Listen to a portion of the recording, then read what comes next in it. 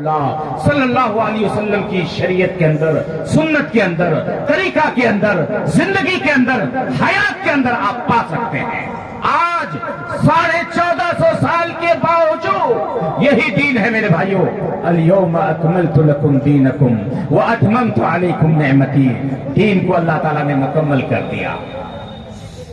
کیا کیا کھانا ہے، کیا کیا پہننا ہے، کیسے کھانا ہے، کیسے پہننا ہے،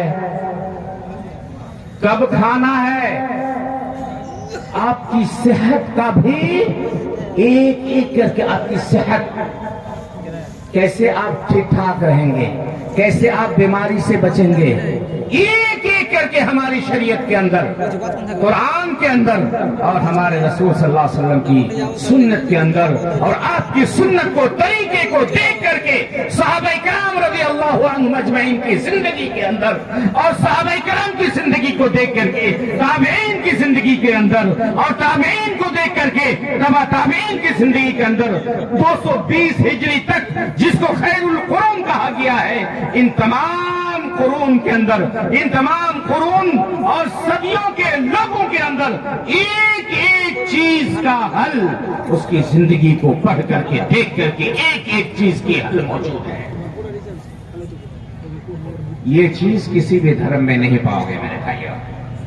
کوئی بھی مسئلہ لے لو، کوئی بھی مسئلہ لے لو، بچے کی ولادت، بلکہ بچہ جب ماں کے پیٹ میں، ماں کے رحم میں جب بچہ منی کی صورت میں ٹھہرتا ہے، اس وقت سے لے کر کے الی اللحد، قبر تک کی پوری زندگی، یہ تمام مسائل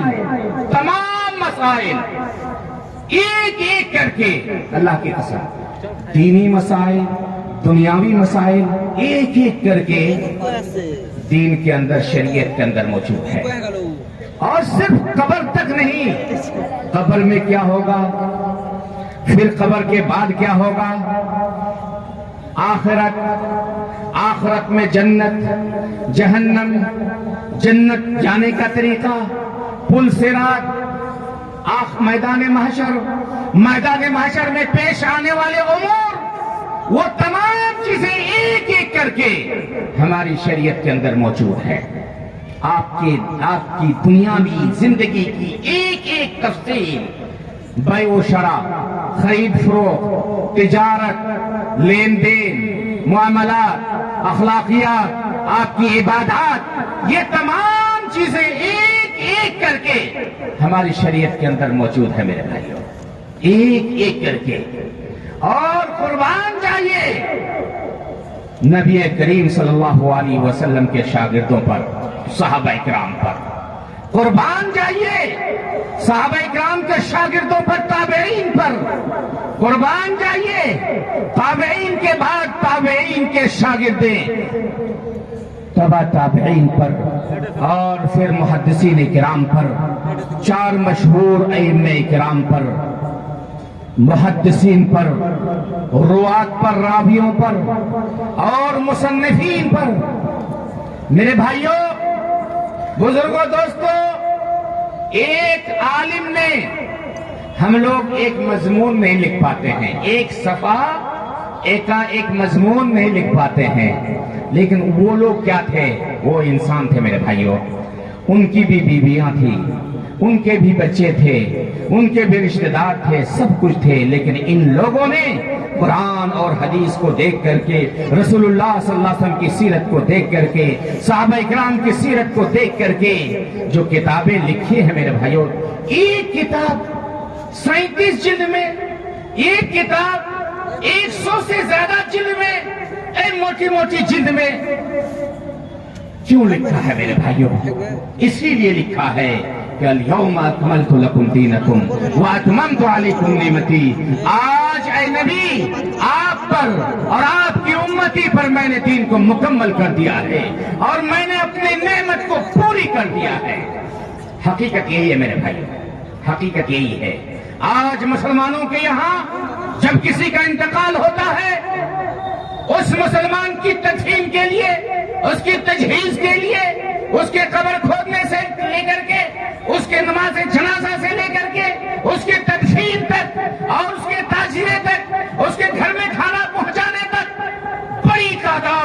مسلمانوں کی لائن لگی رہتی ہے. اگر اس آدمی اس میت کا اگر کسی کے ساتھ اس کی لڑائی تھی، جھگڑے تھے، لیکن وہ اس آدمی کی پیار محبت کے انتقال سے وہ تمام چیزیں ختم ہو جاتی ہے. ایک غیر مسلم پڑھا لکھا آدمی مجھ سے کہتا ہے، میں جب بھی کسی غیر مسلموں کے ساتھ بیٹھتا ہوں تو میرا طریقہ یہ ہے کہ غیر مباشر طور پر میں اسلام کے بارے میں کچھ بتانے لگتا ہوں. مہمان نوازی کی بات آئی تو میں کہتا ہوں دیکھیے مذہب اسلام ہی ایک ایسا مذہب ہے جس نے مہمان کی عزت اور مہمان کی تکریم، مہمان کو کھانا کھلانا، مہمان کی عزت کرنے کو فرض قرار دیا. فرض ہے میرے بھائیو، آپ کے یہاں کوئی مہمان آ جائے آپ اس کی عزت کریں. تو اس طرح کی باتیں میں کرنے لگا. وہ آدمی کھل کر کہتا ہے، پڑھا لکھا آدمی ہے، اسکول چلاتا ہے، مشہور آدمی ہے، کہتا مولانا آپ لوگوں کے یہاں جب کسی کا انتقال ہوتا ہے، کوئی مرتا ہے، تو بڑی تعداد میں، ہزاروں کی تعداد میں لوگ جنازے میں شریک ہوتے ہیں، اس کو دفنانے کے لیے جاتے ہیں. لیکن ہمارے یہاں جب کسی کا انتقال ہوتا ہے تو ہمیں بسا اوقات 2-4 آدمی کو کرایہ پہ لے کر کے اس کو گھاٹ تک پہنچانا پڑتا ہے. یہ دین ہے میرے بھائیوں. وَأَتْمَمْتُ عَلَيْكُمْ نِعْمَتِي، اللہ تبارک و تعالیٰ نے اپنی نعمت کو پورا کر دیا. وَأَتْمَمْتُ عَلَيْكُمْ، یہ اللہ تعالیٰ کی نعمت ہے میرے بھائیوں. آپ اور ہم مسلمان ہیں، موروثی مسلمان ہیں، نسلی مسلمان ہیں، مسلمان کے گھر میں پیدا ہوئے ہیں، مسلمان گاؤں میں پیدا ہوئے ہیں، مسلمان سماج میں ہیں. اس لیے ہمیں اور آپ کو اس دھرم کی اور اس دین کی، شریعت کی، دین اسلام کی عزت اور وقار کا علم نہیں ہے. ان لوگوں سے پوچھئے جو نئے طور پر اسلام کی روحانیت، اسلام کی حقانیت، اسلام کی صداقت کو دیکھ کر کے، اسلام کی وسطیت کو دیکھ کر کے، اسلام کے عالمگیریت کو دیکھ کر کے، ایک ایک اسلام کے حکم کو، اسلام کے مسئلے اور مسائل کو دیکھ کر کے جب وہ مسلمان ہوتا ہے، پھر اس کو پوچھے کہ اسلام دھرم کیا چیز ہے.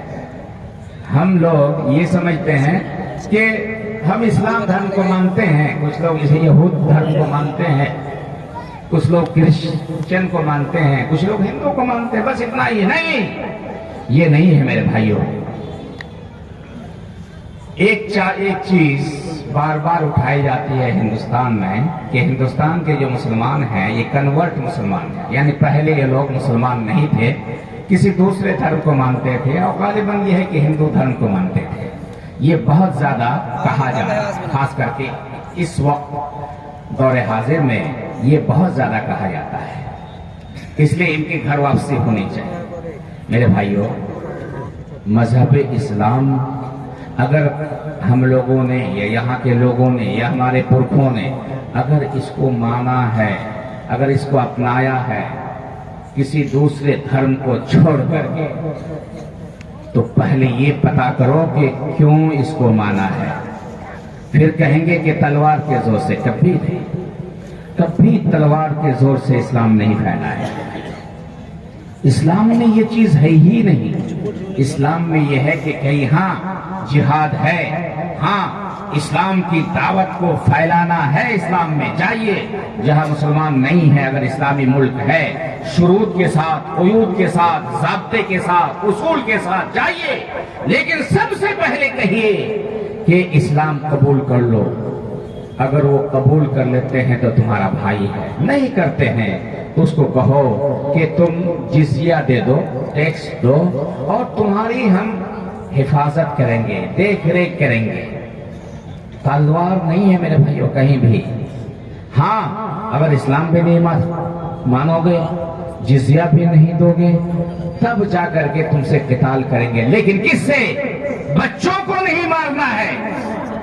جان بوجھ کر کے جنگ میں بچوں کو نہیں مارنا ہے، عورتوں کو نہیں مارنا ہے، جو گھر میں چلا جائے اس کو نہیں مارنا ہے. یہ دھرم کہاں پاؤ گے میرے بھائیوں؟ کہیں نہیں ہے. تلوار کے زور سے اسلام پھیلا ہی نہیں ہے. ایک جنگ میں ایک صحابی تھے،